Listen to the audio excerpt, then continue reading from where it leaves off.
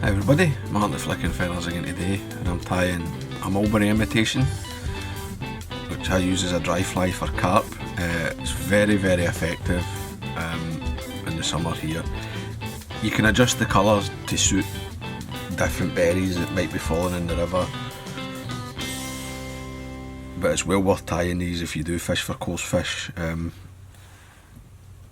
because they love eating them when they get switched on, and when they get used to eating them, they'll eat them, you know, even when there aren't actually berries falling. When they've been used to them falling in, the fish will be willing to take this probably on a nice day. So as always, I'll put a materials list in the description, along with a link to the Patreon page for anyone that wants to support the channel, get access to the monthly fly tying classes, members only content, and enter into the giveaways for the flies tied on the channel. Alternatively, you can like the video, share the video, watch it all the way to the end. All of that helps the channel to grow.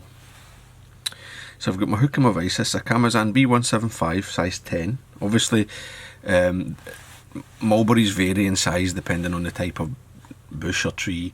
The 10 sort of matches the size I get here, but you can go bigger or smaller.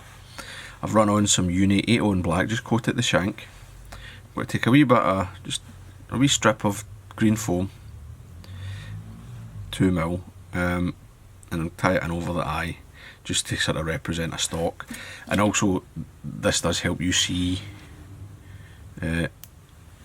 quite well, you know, if you're casting under a bush into the shadow with that wee dark fly, this kind of hook can help you to pick it out. And I'm just going to make sure that's nicely covered up, and then it'll make sure that I've got a smooth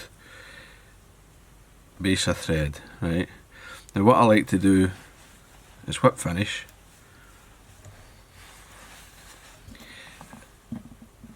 and I varnish this, and I tie them all up to this stage,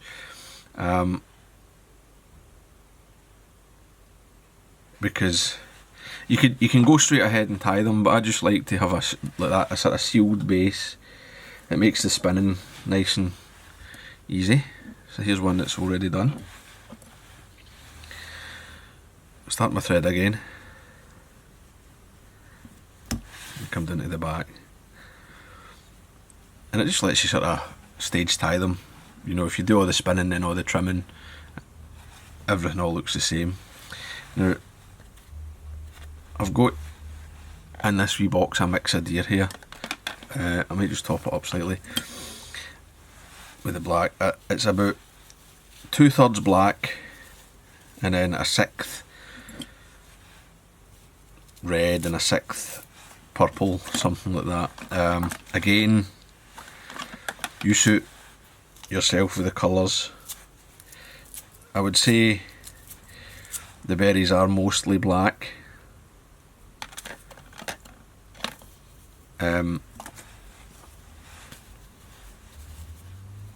But there's, I mean, again, depending which part of the world you're in, there might be other things falling in, other types of berry that are a bit redder. Or I've even seen there's a guy in America, I've seen pictures, he ties it like a foam green berry. So all I do when I've got the deer hair in, I just sort of turn it over, and I don't worry too much about it getting jumbled and out of alignment, because it'll always come back. So I'm going to grab some. I've got something like this. So you can see it's just a big mess, the ends are all uneven and all that. And I just sort of roughly, if there's any that are really out of line, I'll just take them away and then put them back in the box. Just sort of roughly stack it by hand, just to get the ends more or less, you know, they don't need to be anything like even, but so that I've got a sort of main bunch. I'll trim the ends just so that I don't need the tips, you know. 3 loose wraps around it, and then just carry it around. Now the hook bend will bend your way, so just use your dubbing needle to help it.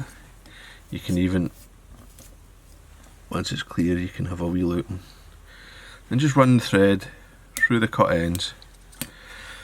And I much prefer using deer hair to foam for these.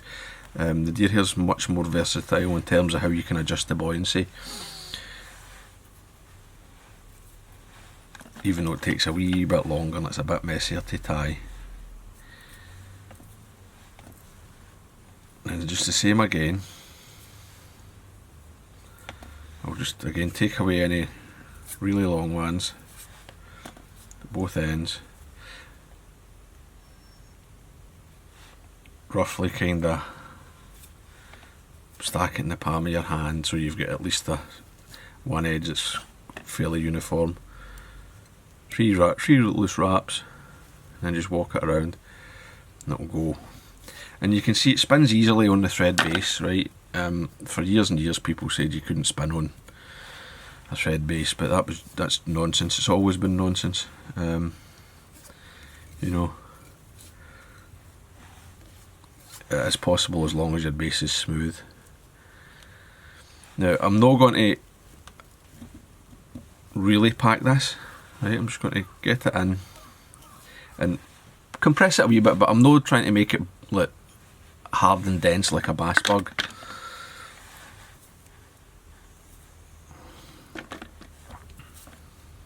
A bit too much red for my taste, so I'll add some more black to the mix. And I just sort of adjust it as I go with this, with the hair. You know, and I'll just keep this wee box of hair and with the rest of my deer hair in the big organising box. And you know, the next time I'm tying them, I'll just sort of add to it.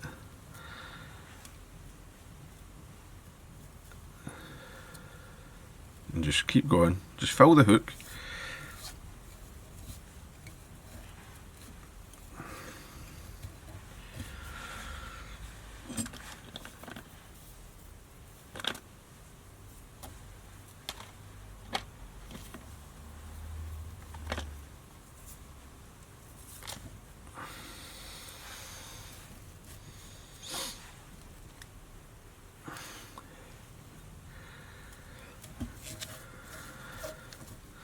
If you get any sort of tangled up, which you might get more so than you would if you were just stacking it, like just spinning a single colour, because the hair's less well aligned, right?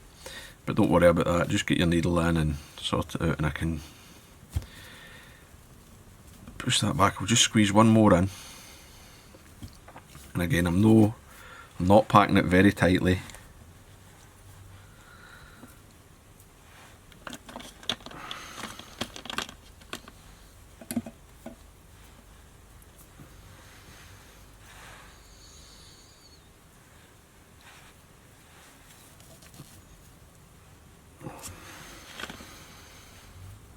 A bit more.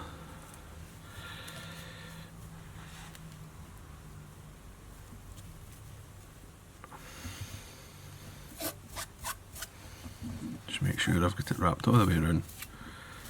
That looks good. So then I'll lift everything up, bring my thread to the front and at the hook eye there, and I'll finish it a couple of times.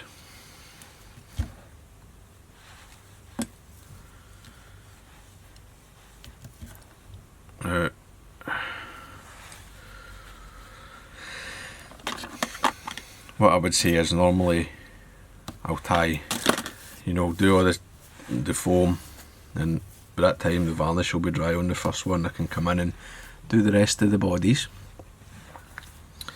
and then once all the bodies are tied I'll trim them, but I'll just trim this for the purposes of the video. I'll try to keep it so you can see. I use scissors, I don't bother with a razor blade on these flies because they're kind of small, so I'm just going to come in and cut it fairly tight to the gape, right, so that I've still got plenty of hook.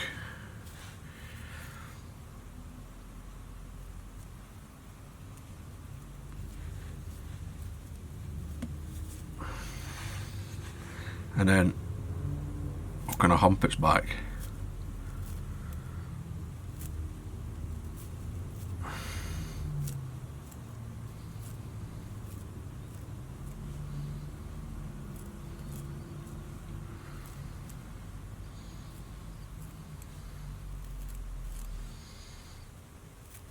And again, the size and shape, you just suit it to the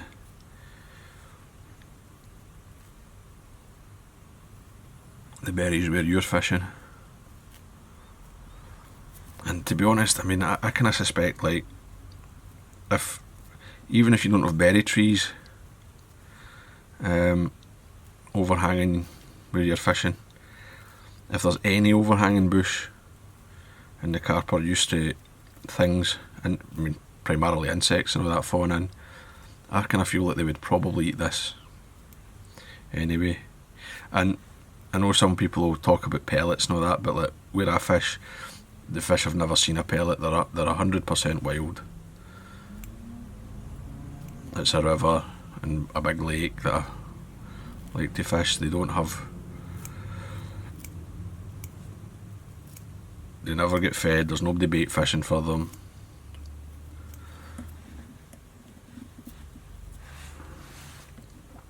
So there you go, I've trimmed that. I'll just cut that a wee bit shorter. Now, what I was saying about adjusting the buoyancy, what I do when I'm fishing is I see how they sit. Sometimes if it's floating too high, the carp will come up and try and suck it in, and it will resist because it's too buoyant, and the fish will spook. They'll really spook off it, right? Because it's not behaving as it should.